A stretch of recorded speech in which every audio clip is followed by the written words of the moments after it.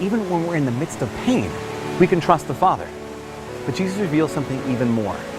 He reveals who he is. Now, we've known that God is goodness, and God is beauty, and God is truth. But Jesus reveals something even more, that God is love. Now, you might say, oh, everybody knows that. Everyone knows that God is love. Actually, until Jesus came on the scene, no one knew that God was love. No one would even dare say that. The Catechism of the Catholic Church says that in Jesus, God reveals his innermost secret.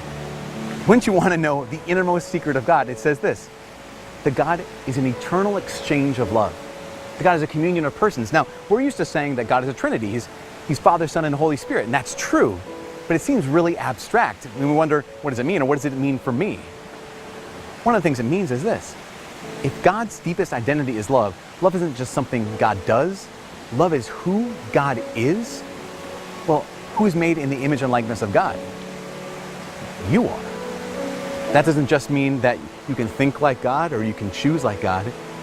If God's deepest identity is love, then your deepest identity is you're made for love. In fact, Pope John Paul II, he said this. He said, man's life is meaningless without love.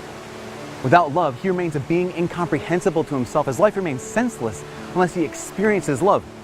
Now, don't think that love means the same thing as being in love, or else that would mean that John Paul II's life was senseless because he lived it as a celibate priest. What it means is living like God lives, or loving like God loves, which is pouring yourself out in love for someone else. Whether as a mom or a dad, as a true friend, maybe a husband or wife, or a brother or sister, or a priest or a nun. So Jesus not only redeems us by his suffering, death, and resurrection, he also reveals God's identity. He reveals your identity.